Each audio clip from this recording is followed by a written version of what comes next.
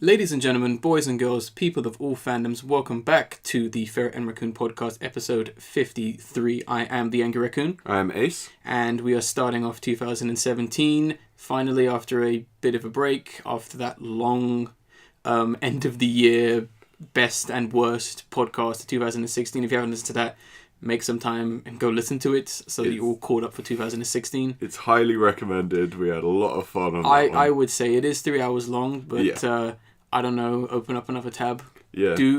Some of you have exams coming up. Revise to it, Yeah. Or if you go running like I am at the moment, download it. Yeah, download it. It's always in the description when we upload these on the channel. But that's was the last thing that pretty much went up on the channel, except for this podcast now, which you're now listening to.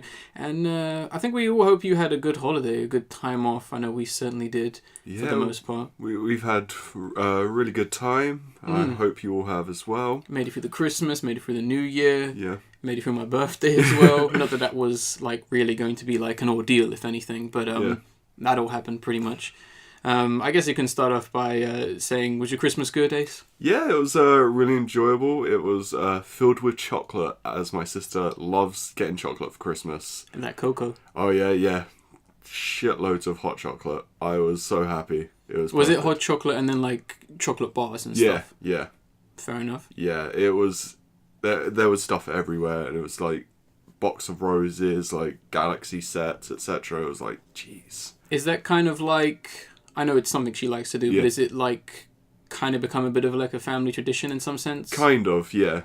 Because she really loves Christmas. It's like her favourite time of the year. I mean, who doesn't? But, exactly. I mean, that's understandable. But that's nice to see, I mean, do you like not eat chocolate just in preparation for it? The incoming chocolate, in a sense, like... it gets to October and it's time to cut it off. Yeah, well, that's the thing. I don't eat chocolate too much throughout the year. Like, it might be like 1 month and it's like, oh yeah, I'll just get a chocolate bar or something. But then it gets to Christmas, it's like overload. It's pretty fun.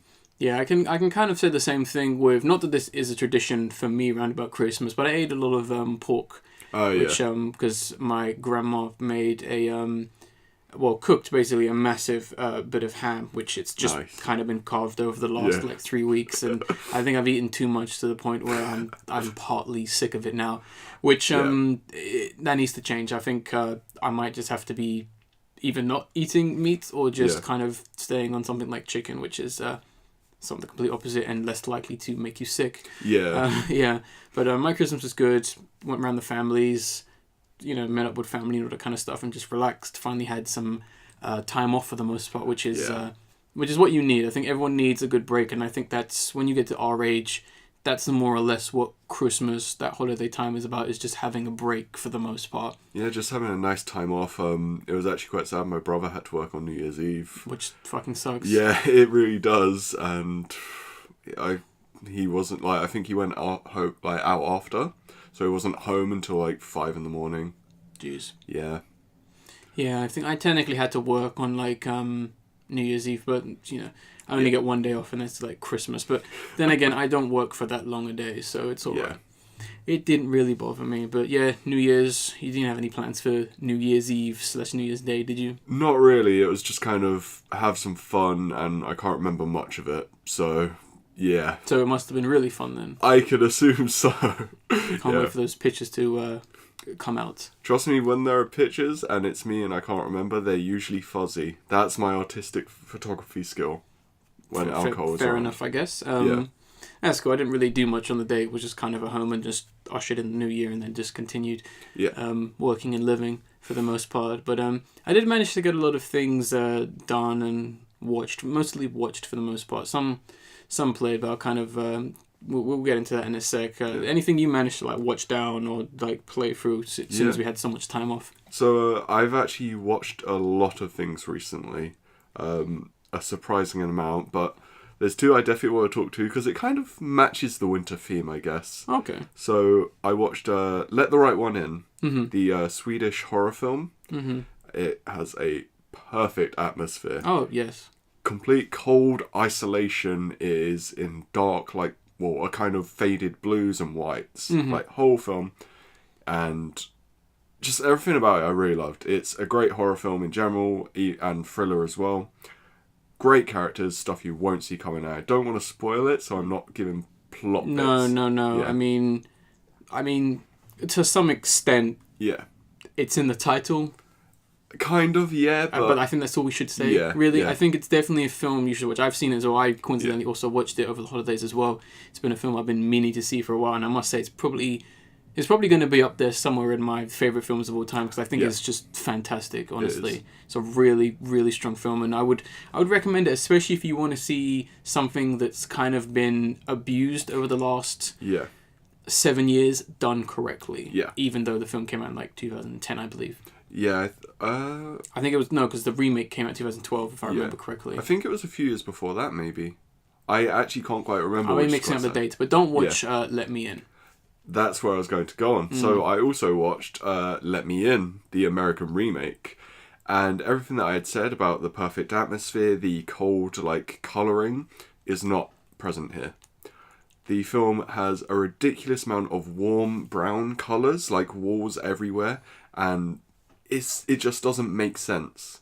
The characters are not the same in any way, as in, you know how Oscar in the film is kind of troubled, and he clearly has some issues? Yeah. In this, he's just like a plain old kid, like, just normal, and somehow he just, I've got a kitchen knife now, I'm going to stab a tree. Yeah, it doesn't, that wouldn't work, because what really sets the mood is that beginning, that first few minutes where you're not really sure what's going on, and you kind of see, you get that character introduction, you're like, okay, but then it kind of makes sense as the story goes on, and you're kind of like, oh, I understand this character more. And the other character, I can never pronounce the name properly, I'm not sure if it's like Ellie or Eli, I'm not sure. It's Ellie. Yeah, Ellie. So it's Swedish pronunciation, I'm very bad. I have Swedish friends. Okay. So they've got Chloe Grace Moretz playing her in the Let Me In. And you can see in the original the character looks quite androgynous in a way. Yeah. Like that's kind of part of the character in a way. In this, she's clearly very feminine. And there's one bit that happens about, I'd say a little over halfway through in the original, that, you know, that close-up kind of shot looking through the door. Yeah. That does not happen at all. It makes no sense. Because I noticed, just from looking at the poster and the trailer, they gave her a haircut very similar to mine, as if to try and make her look like more androgynous, and I was like, doesn't quite work. Oh, in what? No, Let Me In, yeah. She has long hair. In the poster, she has short hair. Does she? Yes. That's ridiculous. Yeah, she has like at least shoulder-length hair in the film. Maybe I'm pretty sure I saw the hair cut from there, because I know I've got the DVD right there, and it definitely has Ellie with like slightly longer hair, but I'm not going to say what's on the front cover of that poster. But I was completely put off after seeing the trailer, because I was like, they're not going to do a good job. So I do not recommend Let Me In at all. But we recommend Let the Right One In. Yeah, Let the Right One In, brilliant. You're looking for that one, not the remake. If you need, remember, the longer title is the better one. Yeah. Or the newer one is the worse one. Yeah. If anything. But yeah, I also managed to watch a very interesting wrestling pay-per-view event, which was called Total Non-Stop Deletion. That's an awesome name. It is. It's part of the Total Non-Stop Action, like wrestling group, which is the main competitor to WWE, or at least has been for a few years. Okay. They've kind of gone a bit downhill, so Ring of Fire and I think Lucha Underground are more competitors now.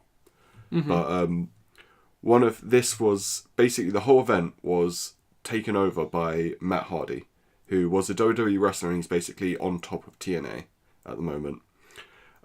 It was crazy and hilarious. Bad?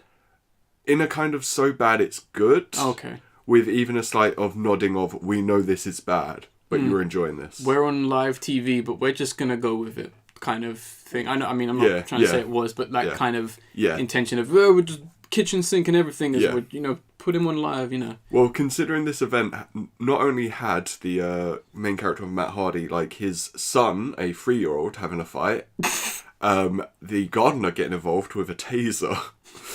He didn't taser the kid, did he? Oh, no. He tasered the kid's opponent. And the kid won. Who was the kid fighting? This I can't remember the other wrestler's name, but he's actually legitimately good. So it's quite sad, but funny. Jeez. Yeah. His drone got involved in a wrestling match, which is called Vanguard 1. It has an official name. I'm sorry, Ace, where can I watch this? The whole thing is on YouTube. It's an hour long. Well, that was the podcast. We got to go watch this. And they have a volcano there that it's cutting down to it exploding. And at one point, a boat, which is the reincarnation of Skarsgård, whoever that's supposed to be, getting involved in a fight. It's perfect. What is going on? It's one of the best wrestling events I've seen in a while. I can't tell if this is money thrown away or money well spent. Well, considering ever since he's become the main man of TNA, people have started watching it again. Yeah. Money well spent, then, exactly. I guess. I mean, if it's getting the views and it's getting more, if it's made it to the Ferret Raccoon podcast, which is one of the most listened to podcasts, then I guess it must be getting that real good exposure for the most part. Yeah, so that was a blast. I highly enjoyed it. And they even made a joke out of the term spot monkeys, which is a wrestling thing of people try to do something that looks impressive, but it looks so choreographed. Oh, okay. They even joke about that, which is perfect. It was... yeah, if you're a wrestling fan or even if you're not, I recommend you watch it. It's just brilliant. Yeah, I might have to check this out at some point. Yeah. That sounds good. For me, I was mainly watching films. I had a ton of films to watch, so I'll run through a few of them real quick. So I finally watched An American Werewolf in London. Yes. Which is the 1982, I believe. It's somewhere in the 80s. Somewhere like early 80s. Classic, which is a classic in my opinion. Still, it's a fantastic film. If you haven't seen it, definitely go see it. It's definitely, obviously, a story about werewolfism, I guess. And, the rules in that one are pretty funny, and the way it's kind of played off as somewhat of a comedy, and even a lot of the jokes and the way it's done is pretty funny, and the effects are fantastic even for the time. I mean, no one has really been able to top that in any sense. I mean, I've seen creative stuff like The Wolfman, which had a good transformation, but that was about it. But fantastic film. Definitely watch it if you can. I'm looking forward to seeing the audio commentary. Bit disappointed that they're going to be doing a sequel at some point. Are they? But the weird thing is the director's son is going to do it. That's what they said. Which I'm a bit like, all right then. Yeah, I didn't know they were going to do a sequel. That's weird. Apparently, yeah, he's going to be doing the sequel, but I don't care because it's and they better not call it An American Werewolf in London 3 or. Oh, it'll be an English werewolf in America. Because there's an American Werewolf in Paris, which is absolutely terrible. Oh God! So I don't know if they're gonna do it in another place or they're just gonna call it American Werewolf 2. I don't know. Well, knowing them, it'll probably be a remake. Yeah, probably. Because they must remake everything. Soft reboot. Then we have another film which will, if it is remade, then people will riot. Apocalypse Now. Oh, yeah. Which is this is Francis Ford Coppola, if I remember correctly. Yeah, I remember, I think on the podcast I said a wrong name, but I corrected myself saying that's not him. Fantastic film. Yeah. I watched the Redux cut, which is about 40 minutes longer. Yeah. I'm going to go and watch the original cut, I guess, because I believe the Redux was in cinemas or something like that. I can't remember actually how they were done, which one was where. Well, one of them was definitely shown in the cinema, and one was cut down after its initial release.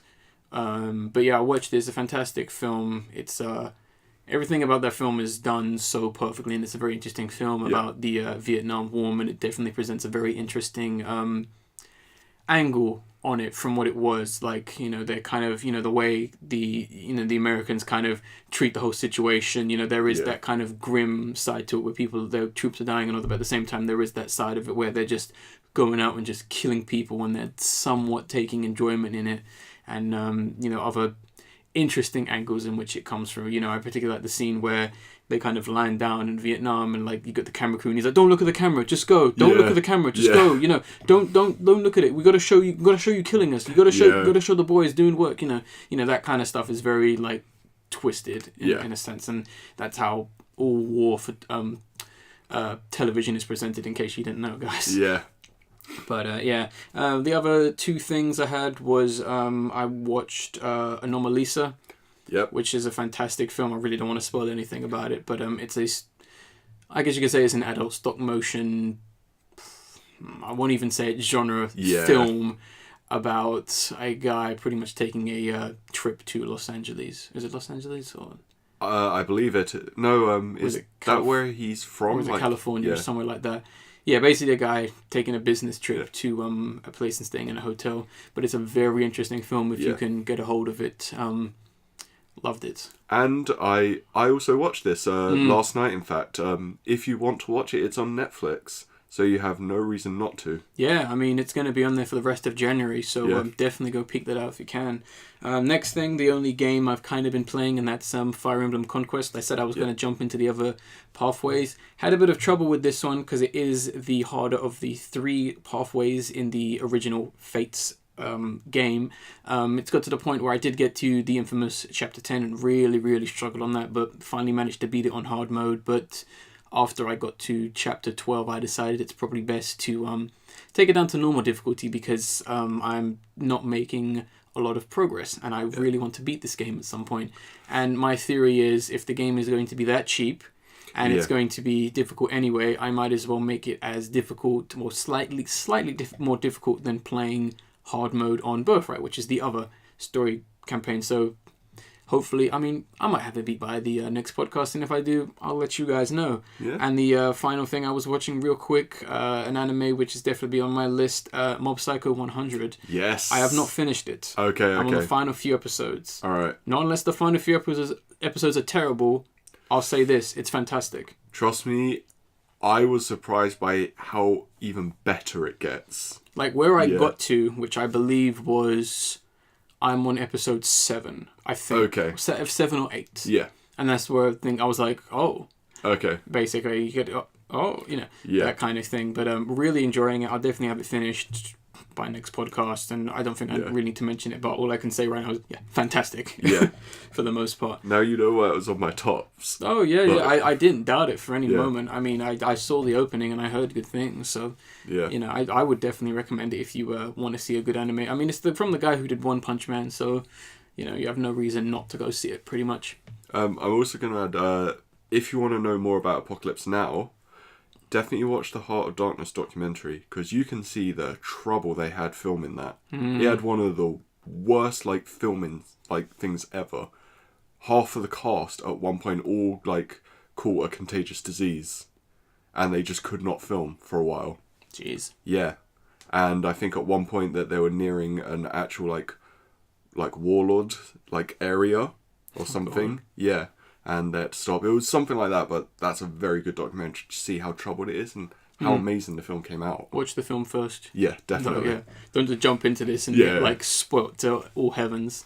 Okay, alright, well, let's move on to the minimalistic amount of topics we actually have on this podcast, because as you can quite imagine, during the Christmas holiday time, not much news happens for the most part, which can be a bit of a shame, but you kind of just get a bunch of trailers for that much of teasing things for 2017. But what we're going to start off with is we're unfortunately going to talk about the really annoying fact that a few more people did pass away since the previous podcast we did. Now, a few people, although what I'm leading to all worth mentioning, we unfortunately lost people like the artists from Wham, George Michael. We also lost Carrie Fisher, and we lost way too many people for the most part. Even Carrie Fisher's mother unfortunately passed away. I'm speculating due to a broken heart, which is incredibly upsetting. A lot of people we've lost this year, and it was very distressing, and it's one of the main reasons why people absolutely despise 2016 as a year. Not only was it filled with so much political BS, but it was just so much death, so much stress, so much anger that came out of this year. And this is going to be the last story where we kind of finally say goodbye to 2016. But it is a real shame to kind of have these people disappear. So what I have done is, within the description of this podcast on the YouTube video and the download link, which you can see in the description, I have linked you to a BBC News article which basically lists, unfortunately, everyone who has passed away this 2016. So in case you need to know, it's all there. But the one thing I will say before we move on real quick is that in a way, it's kind of like where we are right now is in 2017 is kind of like a revenge for everything 2016 did, because we've essentially put it in a burning coffin. That year was so terrible, and it deserves honestly doesn't really deserve to be remembered because it was that bad. And I would like to add something as well. There's a documentary that was being filmed, and I believe it was finished in 2016, about Carrie Fisher and her mother. The trailer, I think, was recently shown to a select few people, and it should be coming out in 2017. So there is that, for obviously tribute. Tribute reasons, yes. It was quite distressing to have that news kind of pop off. And I mean, George Michael, of all people, I was like, really? On Christmas Day, the guy is like 50. Yeah, exactly. He's not old. Yeah. Like, and he's died. And that's when it's the most upsetting. Carrie Fisher, unfortunately, suffered a heart attack for whatever reason. Her mother kind of went the same way. And I think one thing I will say regarding her death is I think if all you people can worry about is what is going to happen in Star Wars, you need to stop. They really do. Think about things for a sec, guys, because it's not really nice to be thinking about those kinds of things when someone's family has just been affected very seriously. Yeah? We need to put down the whole media and the fanboy stuff for a sec and just kind of give thoughts. Yeah. Very disrespectful, those select few who are going to claim things like Star Wars can never be the same again, or this and that, not necessarily thinking about the fact that there are humans in this world, and some humans don't just live to entertain you. Yeah. But yes, we leave that there just as the final reminder of how terrible 2016 and all the amazing people we lost in 2016. Hopefully we lose way fewer people. Yeah. I would hope bigger time. But yeah, let's move on to our main bulk of the podcast. And Ace, I believe you have the first trailer/story. Yeah, so after there was a teaser that was released for Spiderman Homecoming, which looked a bit messy. Yeah. They finally released a trailer. And this trailer did actually feature quite a few things that I was quite happy about. For one, it does show our villain being played by Michael Keaton as the Vulture, which I'd already known by the concept art, and they did the suit perfectly well. I was very happy with that. Yeah. It's essentially a good modern take on the design where he's got like the wingsuit, which is a little bit more jet kind of propeller based, and he has the claws for whatever reason, which basically goes within the suit, and he has like a bit of a fluff around the edge to kind of, much like some vultures have that, but it's part of his coat to keep him warm, which is like, well done. Another example of like good modern takes would be Catwoman from The Dark Knight Rises, which is a fantastic design where her goggles make the cat ears, which is fantastic. Yeah. And it also showed us a nice little scene in which Spider-Man was battling some bank robbers, which all had masks on the Avengers, which I found that to be a nice little moment. It was nice. As long as that scene doesn't go on for too long, I think it could work in the film. Yeah. As long as, he does kind of go, oh, you're not the Avengers, that's kind of cool. And the fact that Tony Stark is in this and he's kind of like his mentor, but at the same time he's like, yep, we're done. Yeah. You can go now. Yeah, this too big for you, kid. Don't do it. And also, Vulture was the first villain Spider-Man faced in his own comics. Yeah. So a nice tribute to that too. Which makes me wonder if Aunt May and them two are going to get involved somehow. I'm not too sure. Aunt May got involved with Vulture and Doc Ock. Yeah, but I don't know if they're going to go there. I think Marvel's smart enough not to, throw too many cooks. And considering how like hot Aunt May is in these ones, nah.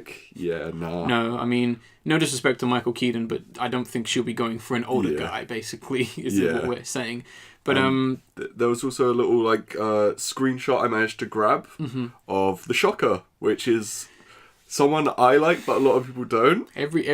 Everyone's favourite villain, but no, I don't like the Shocker. He's rubbish. I like him as a low rent thug character, and they're actually doing a take on one of my favourite outfits of the Shocker, which looks like it's based on the Amazing Spider-Man 2 video game. And it was done so well, and it looks nice in this. So I'm happy with that. Well, you have to modernise everything. You can't have him be in yellow. Well, it does have yellow. It's just all yellow. That's what I mean. Like, he can't be that because then he can't have pants. Yeah, it'll be too distracting. Even Spider-Man's suit to some extent is slightly more it's a more modernized version in the sense of there's probably going to be a scene where he's like, oh man, I've got this, it's got this fabric. You know, there's probably going to be a scene like that just to make sure that this ain't your mum's Spider-Man, you know. And we got to see the web wings, which I was very happy about. Yeah, which is a touch I don't mind, honestly. I mean, I know people are bitching about it, but those people haven't read Spider-Man comics. Doesn't bother me. They've obviously never seen the most iconic front cover of Spider-Man, well, the two most iconic ones. So sucks to be them. But I mean, the only thing I really liked about this trailer, other than the fact that it looked like a film, based on the teaser trailer, which was about 18 seconds long, and it was like some GoPro him web slinging, and I was like, no. Please don't. Yeah. I do not want that, and that scene better not be in the film. Yeah. But the only things I really did like was I liked the fact that Michael Keaton was in this, and I like the fact that I think he's going to bring something different to it, because we see him as just a normal guy. Agent Teams. Yeah, and you see him as just like Fog, and he's an older guy, and he's like, you know, don't mess with me, kid, I'll kill you. You know, he's experienced. Exactly. He has that experience, and I think that's definitely... I'm hoping it's going to plays a part in it, because hope it plays an interesting part in it, where he's got that experience and he's got that age, and, you know, he's coming from a rough place, and, you know, maybe he's doing this for some certain reason. Maybe he doesn't agree with the ideals of the young or something like that. I mean, I'm just hoping that they kind of use Michael Keaton, his age, and I guess his ability to the best, and they kind of actually make a pretty engaging villain where it's got that personal feel to it, where it's like, not in a sense of like, oh, Vulture killed my dad, but like in a sense of like, you know, oh, he says the world's corrupt and I don't know what to do, you know, that kind of thing. You know, a villain that makes Spider-Man think and question before he goes and fights the Vulture again. You know, if there's a scene where Spider-Man's like, oh, well, he's trying to feed starving kids, you know, should I let him take that money? You know, exactly. Something like that in this sense. But I mean, I don't know if it's going to be good. I mean, I'm honestly pretty bored of Spider-Man right now. I just really wish they would have taken more of a break, because if this film fails, they're only going to reboot Spider-Man in 2 years' time. Yeah. Which is really annoying. But I mean, if they're going to do something interesting, I hope they do it. I probably won't see it, but the one thing I can say for sure, this definitely won't be as bad as The Amazing Spider-Man 2. No. It won't be. So at least it has that, I would say, which is pretty good. And I just hope they don't kill off the villains. I mean, usually in Spider-Man comics and stuff, like, his villains don't get killed off unless they're called the Green Goblin. Yeah. So if anything, he should go to jail. Yeah. You've committed a lot of crimes, Vulture. We're taking you to jail, and then you too, Shocker. And then Doc Ock's like, hey, you want to be part of my club? Yeah. Something sinister's afoot. Oh, no. I can see something dumb like that. Like, if it was The Amazing Spider-Man, they could have said something dumb. Yeah, and then, like, the Vulture's in prison, and there's, like, 5 other empty jail cells, and I'm like, oh, no. Yeah. We're gonna need 5 more people. And then he's like, I got just the guy, a doctor. Or something stupid like that. And he was like, oh, I'm thinking... Did you say an octopus? Maybe is Rhino part of the Sinister Six? Yeah. He's like, oh man, don't cage the elephant. Oh no, that'd be terrible. I know that's a reference to a band, but like, I meant to say cage the animal, but... Yeah. Cage the elephant is a term. Oh, okay, and it's also a band as well. Yeah. Which I would recommend listening to, because they're pretty wild. No joke, they actually are pretty wild and they're pretty crazy, and the vocals and all that. But let's move on to our next trailer, which is Fate of the Furious, which is it's really hard to say what this film is, but it's basically the Fast and the Furious 8. Yeah. And I just wanted to stop and just mention that this is the 8th film. Yeah. And I like the fact that they said, let's not call it 8, because it's a bit embarrassing now. Okay. Despite the fact it was from the, I believe, 5th one or so, where they hardly use numbers. So I'm just going to run through the names of all 8 films. Okay. Because I know there's some people who thinks it starts at 7. So you have The Fast and the Furious. Yeah. Then you have Too Fast, Too Furious, which is obviously the second one. Yeah. Then you have The Fast and the Furious Tokyo Drift, which is the third one. Then we have Fast and Furious. Yeah. Followed by Fast 5. Yeah. Followed by Furious 6. Yeah. Followed by Furious 7. And now, Fate of the Furious. Which, I'll say one thing. F8, Fate. Yeah. Yeah.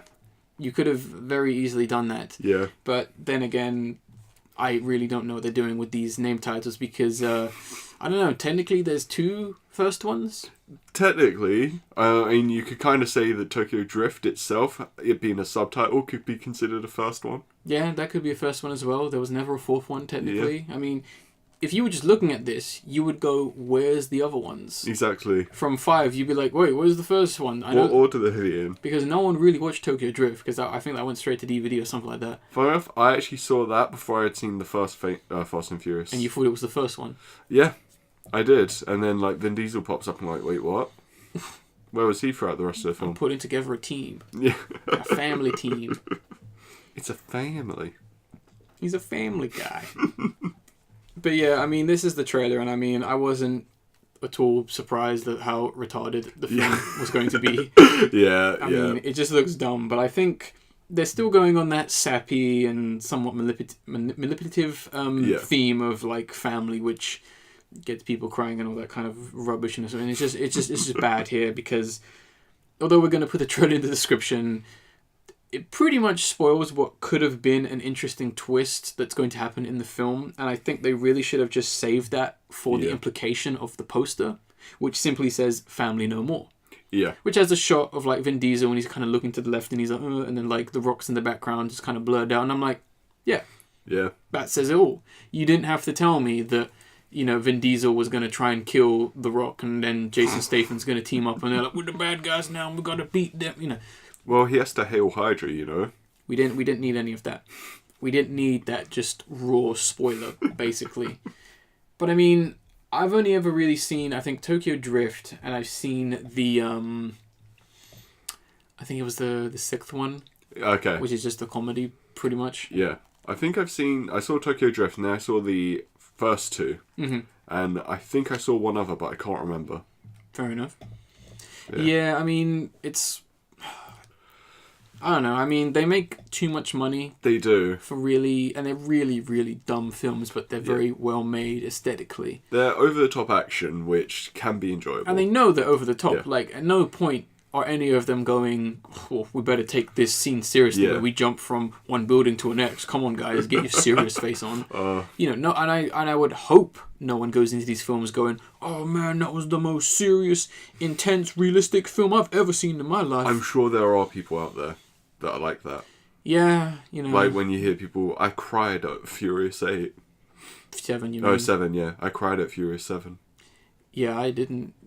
And it's funny because I definitely made sure to let every single person know that once they watched Furious 7, they were like, oh, that was a good way to end the franchise. And I just laughed at them. I was like, end? Good way to end the franchise. It's going on till you don't know Furious about 20. the 8th. No, there's going to be one more after this. No, but that's all that's been confirmed.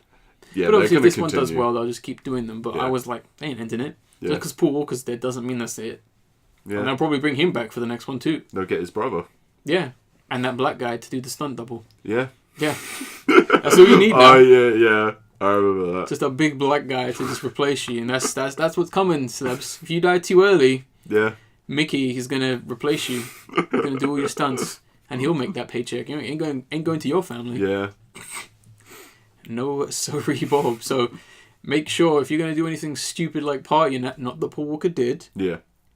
You know, make sure you have all your films and all your shots taken. Yeah. Because, you know, you don't want to lose that paycheck. Yeah. That's all I can say.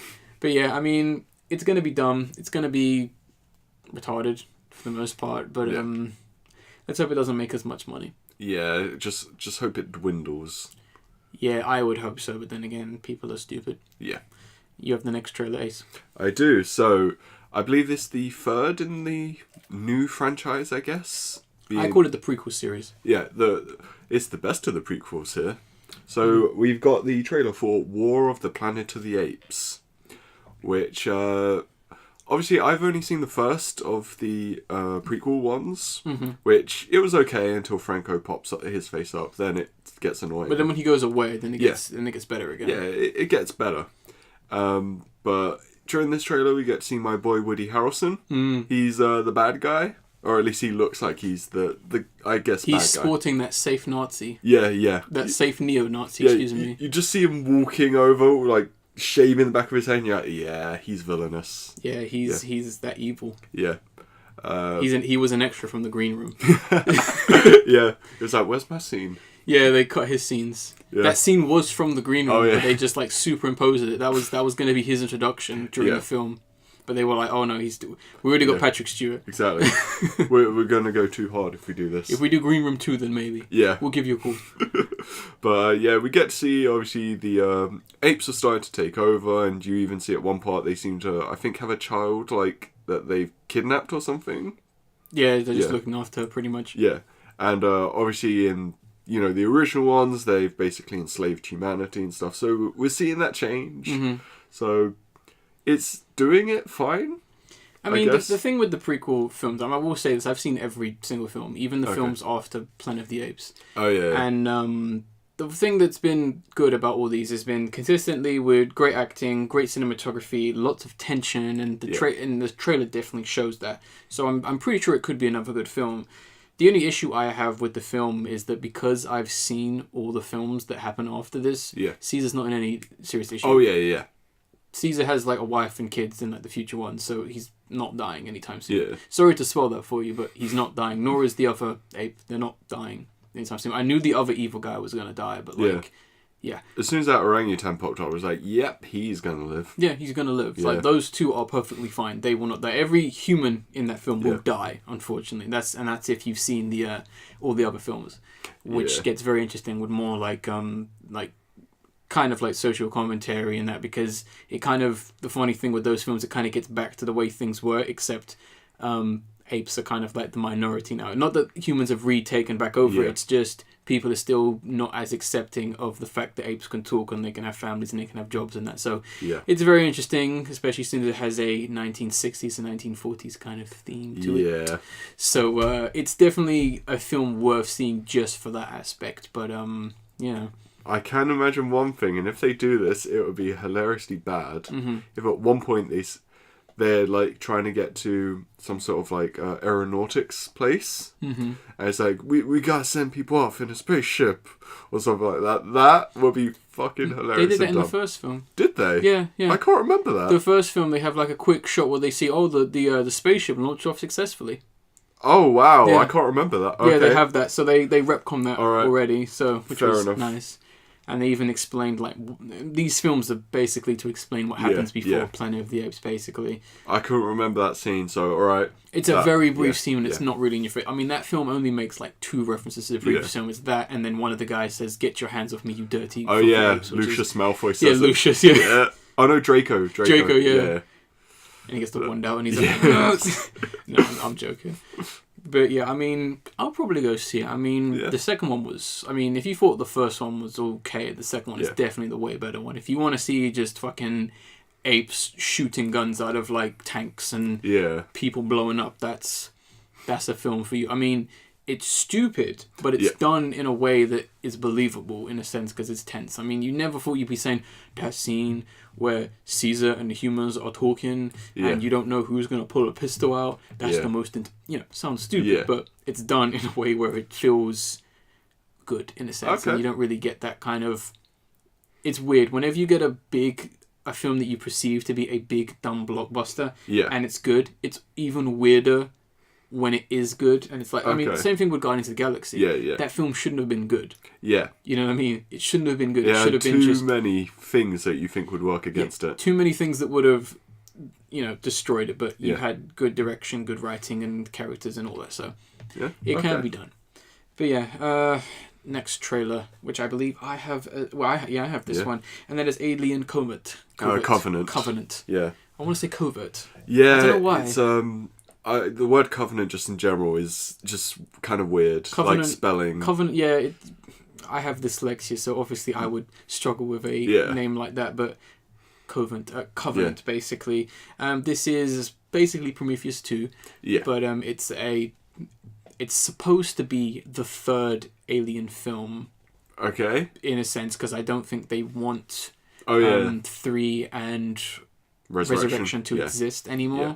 And I was actually surprised about this trailer. Honestly, they didn't really rely on nostalgia, which was very surprising. I mean, obviously, we have the franchise, like, normal stuff, the alien egg, obviously facehuggers. That's just part of the franchise. But it was freaking tame as hell. Yeah. It wasn't like a strong. It's like what's this? What's that, guys? Do you see it? Yeah, it's just kind of there. The iconic cinematography wasn't really there. There wasn't. Well, there was one shot, but that was them showing that spaceship again, and I'll get to that in a sec. But like, unlike Prometheus, which was just so it's aliens back, which was quite annoying. I mean, it's rather refreshing to see a film that actually spoilt nothing. I'm interested to see how it's going to be.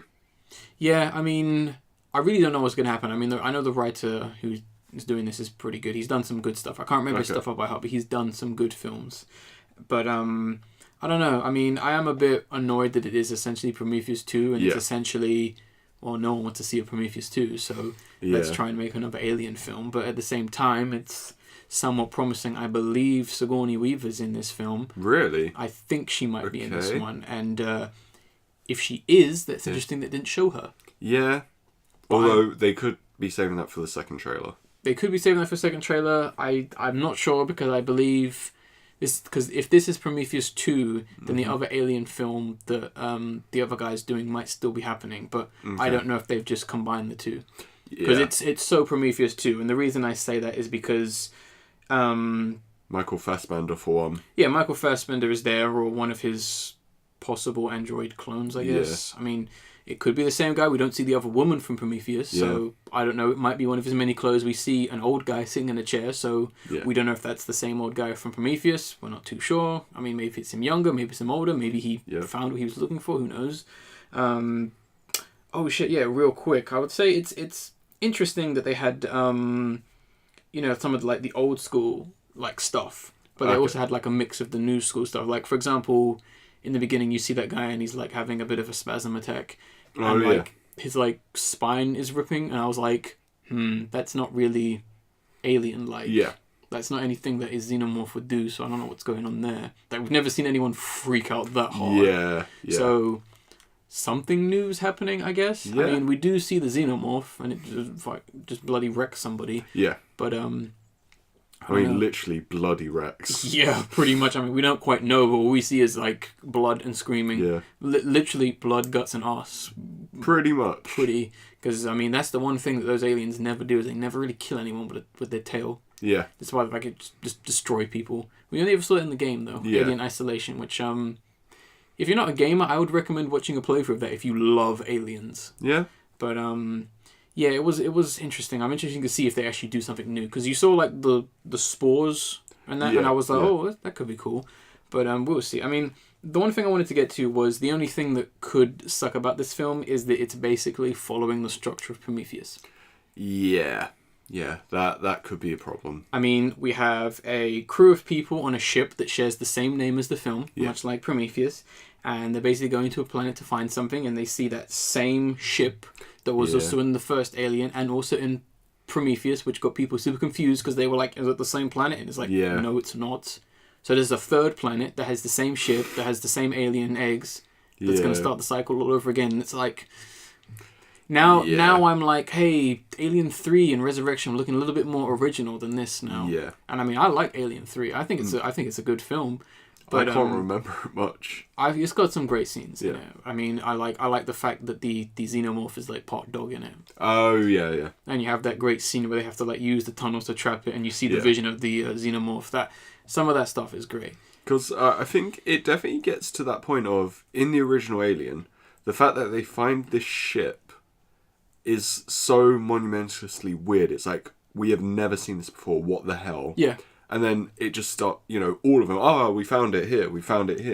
It takes away the mystery a bit. Because I mean, even still with Aliens, there was a lot of mystery, because you were like, what the hell happened here? And then it just turned into some craziness, because you're still trying to find the kid, you're trying to get off the planet, what's going on, there's this, traders, all this kind of stuff, we got likable characters, likable action, and even with Alien 3, it's like, you're in a prison, planet, Ripley doesn't know what happened, and there's an alien that, well, as far as she knows, there might be an alien running around and all this, and they're trying to stop it, and all this kind of stuff. And even Resurrection, although it was a dumb film, something different was happening, in that sense. But that's the problem for me. Is I don't want Ridley Scott to basically be like, well, people didn't like Prometheus, so let me try again. Yeah, I don't want that. Yeah, something I wanted to say as well. Recently, like there's this game called Elite Dangerous. Elite Dangerous. Yeah, okay. Elite, then Dangerous. So separate. Yeah. It came out 2 years ago. It's a space sim, so online people play it. Recently, people saw an alien. 2 years, first time people have seen an alien in the game, and it's like a massive giant starfish thing, and it was just flying past, like, and it just kind of zoomed past, and people were like, "What the hell?" And then other people started seeing it, and it's kind of this mystery. Yeah, and it's kind of like that's what I was feeling for Alien. It's like there's this amazing mystery, and then if it just continuously pops up everywhere, it's not going to feel like that. Yeah, so, that is the problem, because you know, the xenomorph itself has had so much exposure that it doesn't really feel scary or special anymore. Yeah. And I mean, one example would be in the game, the video game on the Game Boy Advance, which is Metroid Fusion. Oh yeah. Which has one enemy in it that you only ever really see as a shadow until you eventually fight it, and you just see it as a passing shadow. Yeah. And you don't see it for a while, and it's constantly there, and it's never slow enough for you to see it, but eventually you do fight it and you see it's actually a pretty horrific thing, but I won't spoil what it actually looks like for those who are interested in actually seeing it.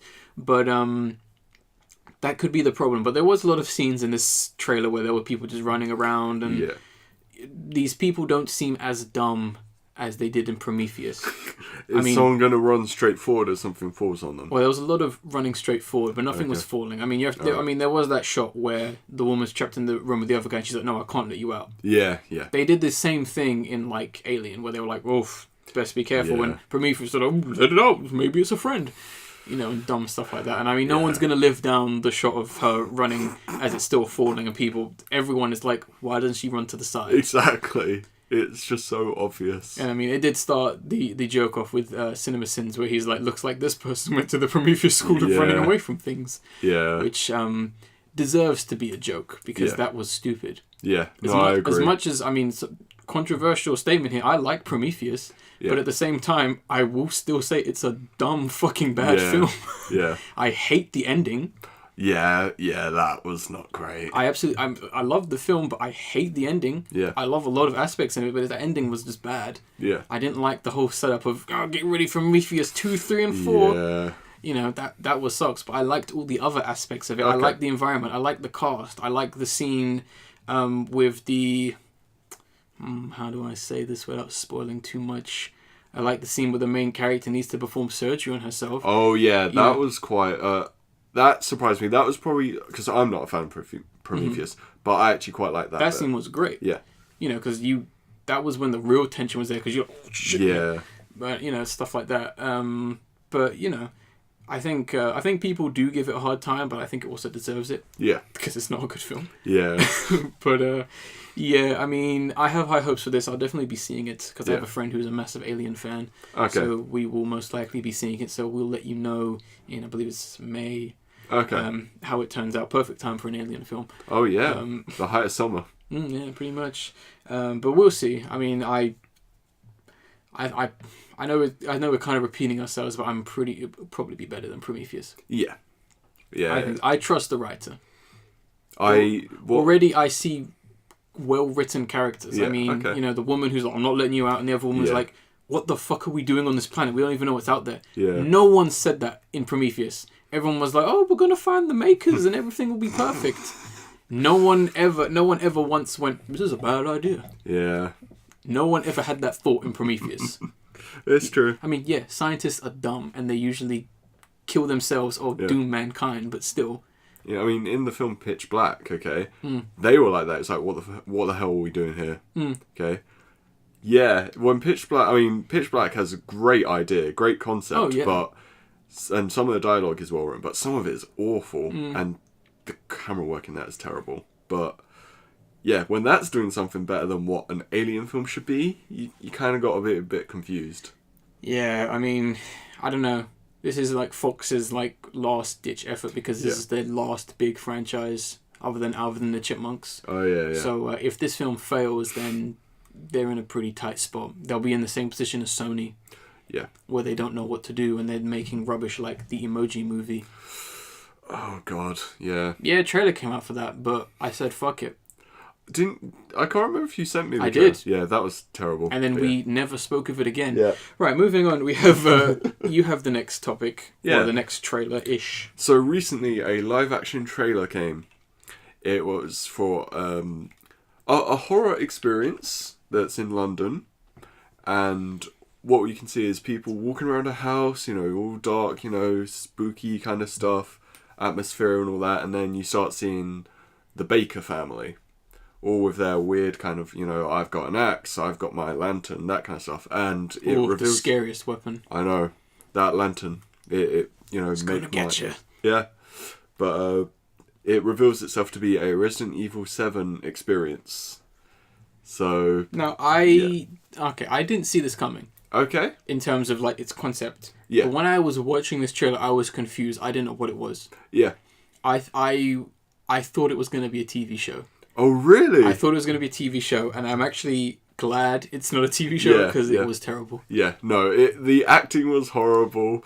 That woman's accent, which... Oh, God, what was that about? That made me think of salad fingers throughout. Yeah, I don't know what was up with that. She had a weird... I don't know if she was putting on an accent or that's how she talks, but it's...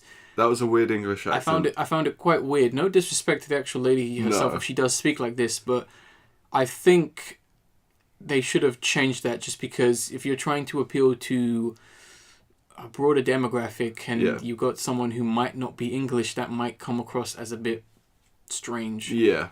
For the most part. But yeah, it was just... the one thing that bothered me, and this is why I don't like it, not because it will most likely be rubbish, but it's the fact that it's a bit contradictory to Resident Evil 7. Now, we've talked about the trailers and we've talked about the demo, and I'm sure some people may be aware of what the kind of themes or what might be going on in the game. But I think it's very contradictory because Resident Evil is not about jump scares, right? I should hope so. I mean, besides the occasional jumping through a glass window at you. Because that has me worried, because I'm like, is that what Resident Evil 7 is going to be? The Baker family trying to jump scare you? Yeah. Is that why you made it in first person? So the jump scare's extra scary? Yeah. I hope this is not a reflection of the game. I mean, from the demo that I've played, including the updates, I haven't really seen jump scare stuff. No. So that's a good thing. I mean, there's one thing that if you don't see it coming, like, you're gonna be kind of freaked out. Yeah. But I didn't really see jump scares in this. No, it looked like a more competent survival horror game. Yeah. Which is what you'd want from Resident Evil, the one game that put it, not back on the map, but, popularized it. Yeah. But, I don't know, I mean, it's in London, we're not too far from there. Yeah. Would you go to it? Depending on the price? Sure, maybe. Maybe, if it's a good price and they let me bring the camera in, then sure. Yeah. That would be fun. Even, if so, maybe even make a video out of it. Bring the GoPro. Yeah. It can be a scene from Spiderman Homecoming. I'll just yeah. Or I could wear, my hidden camera hat. Yeah. That I got from Homer Simpson. Yeah. Yeah. Be nice and subtle. Excuse me, sir. There seems to be a lens in your hat. I'll just ignore that. Yeah. It's just a star. Don't worry. Just a star. Don't worry about it. It's flashing red. Yeah, don't worry. Yeah, just adjust it every now and then. Can you see, guys? Or get a bow tie with a camera. Yeah. Basically. I mean, you could do that. But I mean, I don't know. I'm looking forward to Resident Evil. I think that drops like this month. Does it? I think it is. I think it's January. Okay. So that should be interesting. I mean, if anything particular goes down regarding that, we'll definitely talk about it. I know some of the promotional stuff has been a bit weird. Like, they had like a scented candle come out for it. What? A scented candle that's meant to smell... Does it have the scent of death? No, I think it said it's supposed to be like a something and somewhat blood scent. I don't think it actually is meant to smell like blood, but I think it's supposed to get some kind of atmosphere. I'd wonder how you get an irony smelling candle. Sacrifice. Just mixing wax with blood to make the candle. There you go. Yeah, we're not going to make the obvious joke regarding blood, but No. that should be interesting to see. But yeah, let's move on to our final story, which I'm going to cover, and that is the fact that the Overwatch character Tracer has somewhat essentially been confirmed as being gay, as there was a comic called Reflections, which basically confirmed that the character was gay. Fictional and non-fictional characters, it doesn't matter. Yeah, it really doesn't. And I'm glad no one made a big deal about it, so let's move on. Yeah. Right, so that pretty much brings us to the end of the podcast, which is a video of the episode.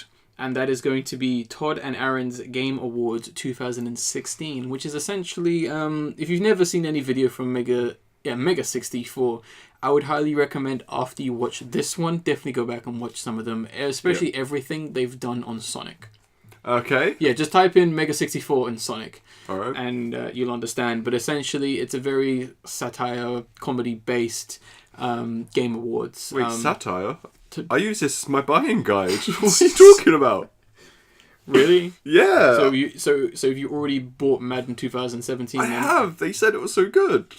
Fair enough. Well, it was Game of the Year. Yeah. Of course. And best foreign game. It is. I threw that game across the wall. It's perfect. Jeez. But yeah, that's going to be the video. Kind of like the last kind of memory of... I mean, everyone's going to be doing their top 10 lists and all that, or have already done their top 10 lists of things. And, you know, obviously they're all wrong because R1 was the correct one. Oh, exactly. I think IGN posted theirs and that was a laugh, right? Yeah, I think I remember looking at the comment and saying, I think I saw someone, it was quite interesting. They said how, like... This is all wrong and it's completely incorrect. Have you listened to the Ferret and Raccoon podcast, episode 32? Yeah. You know, I think that's I think a lot of people have definitely been, you know, taking our word and going, yeah, they're absolutely right. Yeah. It's like gospel now. Yeah, no, it's fact. Yeah. We're going by the dark side Phil logic. Only my opinion is correct, and if you don't agree with me, you're mentally insane. A quote from a YouTuber who does deserve to burn. Okay. I don't think anyone is really going to say, "Oh, Raccoon, you stepped out of line there," because I didn't even know who he was. One Google search and you'll be like, "Yeah, Raccoon was right. He should burn." No dissenting opinion. No, yeah, it's unanimous. Yeah. It's unanimous of this guy is an arse. But we don't need to talk about that guy. Yeah. Plenty of people talked about that guy, and plenty of people had made documentaries and commentaries on his commentaries. Oh, wow. So, yeah, quite the character. Honestly, I wouldn't recommend looking up anything on him because he's a terrible person and deserves no attention. But, yeah, that's pretty much going to end the podcast up. Anything you want to add soon as we've got, I guess, essentially free to reign for however long, I guess. I'm trying. I can't really think of anything off the top of my head. Just that there are some good games coming out that I'm looking forward to. I know one thing you should mention regarding Mass Effect. Oh yeah, Andromeda. Yeah, so Mass Effect Andromeda, they recently released the names for some of the characters. Mm-hmm. So you know, you've got Scott Ryder and Sarah Ryder, the main characters. You know, brother and sister. You've got Liam. From the Best Friends, he's going to be a character. Yeah. No, but there is a guy called Liam, and I already said the Turian and Krogan's name on a previous podcast. Yes, you did. Yeah, and they recently released the Asari's name, the one who wants to be Pris with that, you know, face makeup. Oh, I thought she wanted to be Adam Ant. Oh, maybe both. She wants to be both. Yeah, she wants to be Prince Charming. So traditionally, Asari's, their names usually end with an A. Mm-hmm. So you'd have names like Liara, you'd have Arya, Benezia, Shiala. They all had that theme. This character is called PB. So, yeah, I have no fucking clue why. Yeah, let that soak in. Interesting name. Yeah. She also has eyebrows, by the way. I'm just going to say that. Sorry, don't have eyebrows. I was about to say, did I not? Okay. They don't. None of them have eyebrows. Well, you have to remember the way they've designed this character is so that you know that she's it's so, because you can't have it look too alien because then it'll put people off and people won't buy the game. Yeah, but PB. Don't know if that's peanut butter or a piss-filled bumblebee, but that's fucking dumb. What if they make that joke? If they make it like that, then it's even stupider because they know how dumb it sounds and they should have done better. Yeah, I mean, I know it might sound a bit trivial to be picking on one character's name, but when someone like Ace can essentially back it up right there on the spot and prove why he doesn't like this, you have an issue. And it doesn't bode well for a game that we're already fairly negative on. Yeah. That's been very much cloaked in shadow, and we ain't even got a proper trailer for this game because they released a 2-minute CES gameplay trailer, which I still haven't watched yet. Because you're that excited for it. Yeah. Didn't even add it to the watch later playlist. You were like, yeah. Yeah. I only remembered it because one of my YouTubers had it's on my subscription list because they uploaded it. I was like, oh, okay. Fair enough, but I mean, yeah, I wasn't happy to hear that because it's silly. So dumb. It's a bit distracting. Yeah. It's just a bit, but And considering they're trying to make us very endeared to this character from what they've shown. She's gonna die then. So, well, they have said that there's definitely no Suicide Squad style mission in this. No, she dies in the story. Okay, yeah, possibly. But companions, they said, won't die. Which made me laugh. Companions won't die, well then what's the point? Yeah. People in Fire Emblem can die. Exactly. Granted, after they die and let's say you save, a character may not necessarily mention them ever again, but they still say something when they die. Yeah. And then Mass Effect 1 and 2 characters can die, and in 3, side supporting characters can die. Which, even it's characters you knew and loved, so... I know you're not going to buy the game when it comes out, but definitely make sure, when you go to a game store, that you pick up the case. Yeah. And then you make sure you get a feel for it and see how light it is. And notice that there's no fucking weight to the game in any sense right now. Yeah. Graphics isn't everything, guys. No, it's not. And that's all they've been focusing on. And their stupid death animations. You seen the death animations in Mass Effect Andromeda? You can get eaten by an alien. Did they just think that was the best thing about Dead Space? And then it was like, that's what we're adding. We're taking a little element from every game. We're putting it in and not realising what made them work. Yeah, this game is mostly based on Battlefield. And The Witcher. Next trailer is going to be like, look at your robot suit that you now have in Mass Effect. They already did that in Mass Effect 3. But now it has a talking AI, and there's going to be a DLC crossover with this, because now the Titans are going to space. Oh, God. And they're going to meet up with PB. And she's going to have her own story. Fucking PB. Oh, no. They should have just called her fucking Adam Ant. Yeah. Just anything. They could have called her Priscilla, and that still would have worked better. Yeah, she really likes 80s music from Earth. Yeah. And that's why she's so relatable to the main character, and she loves Adam Ant. That's why that marking on her eye. See, I just fucking made the character better. I actually wouldn't be surprised if they're going to try and make her like, I really love 80s Earth music. That's so cool. We brought it with us on the Ark ships. And that's why the game costs so much. Yeah. Because they had to license all the 80s music. Yeah. I wouldn't be surprised. Just to try and get that Guardians feel as well. Yeah. Uh-oh. Yeah. Where's the small talking character coming in next? Is that going to be like your pet companion? Oh, trust. They'll invent some other dumb alien design. Yeah. If they're smart, they'll have a tiny little Krogan baby somewhere. Because that's one of the most adorable fan art things ever. Sure, but they're not smart enough. No, they won't do that. It's going to be DLC. DLC, get your Krogan baby now. Pretty much, yeah.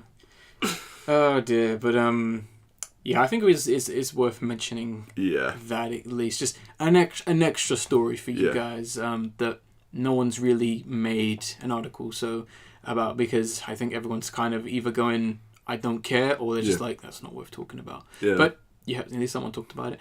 And considering that I had seen a leak a few months back that had the characters' names, and I saw PB and I was like, alright, this is a joke. I'm not taking this leak serious. This is obviously fake. Yeah. And then it was confirmed. I was like, oh, where did I save that leak? It was the same thing with the Ghostbusters Answer the Call script.